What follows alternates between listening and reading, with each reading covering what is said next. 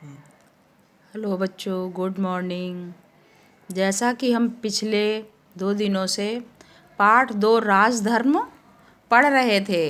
इस कथा में बताया गया था कि किसी राज्य का राजा जैसा आचरण करता है उसका प्रभाव उसकी प्रजा के साथ संपूर्ण पर्यावरण में पड़ता है।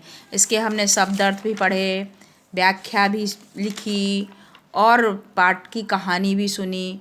आज हम इस पाठ का अभ्यास कार्य में है प्रश्न उत्तर, वो समझेंगे और लिखेंगे। ब्रह्मदत्त नामक राजा क्यों प्रसिद्ध था? ब्रह्मदत्त नामक राजा अपनी धर्मपरायणता एवं न्याय के लिए प्रसिद्ध था। राजा वेश बदलकर क्यों घूमते थे? राजा ब्रह्मदत्त अपने विषय में राय जानना चाहते थे, इसलिए वेश बदलकर घूमते थे। प्रश्न नंबर 3, बोधिसत्व ने राजा को गोदे के मीठे और स्वादिष्ट होने का क्या कारण बताया? उत्तर, बोधिसत्व ने राजा को यह कारण बताया कि जब राजा न्यायप्रिय एवं धार्मिक होता है तो गोदे मीठे और स्वादिष्ट हो जाते हैं। प्रश्न नंबर 4, राजा ने अधर्म और अन्याय से राज्य करना क्यों शुरू कर दिया? उत्तर, राजा ने अधर्म और अन्याय से राज्य करना इसलिए शुरू किया कि बोधिसत्व का कथन की परीक्षा करना चाहता था कि बोधिसत्व सही कह रहे हैं या गलत।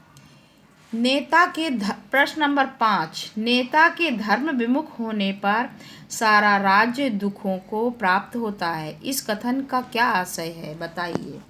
उत्तर, बोधिसत्व ने नदी में तैरते हुए गाय और बैलों का उदाहरण देते हुए राजा को बताया, यदि राजा अथवा नेता बैल की भांति टेढ़ा चलता है तो समूचा राज्य उसी का अनुसरण करता है। ठीक ही कहा गया है, यथा राजा तथा प्रजा। इन प्रश्नोत्तरों को बेटा कॉपी पे उतार लेना। और आज का गृह कार्य है, इस पाठ के ही आए हुए कुछ विलोम शब्द हैं। विलोम शब्दों के जोड़े बनाने, जैसे अधार्मिक, सुगम, रहित, गुण, सरस, स्थूल, विषाद।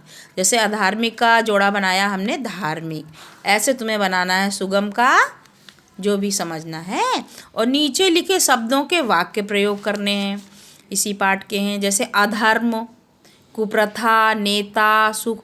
अधर्म, इसका वाक्य प्रयोग बनाना, राजा को अधर्म पूर्वक न्याय नहीं करना चाहिए। कुप्रथा, सती प्रथा एक कुप्रथा है। ऐसे इन वाक्यों के भी वाक्य प्रयोग बनाकर काम करके चेक करवाना।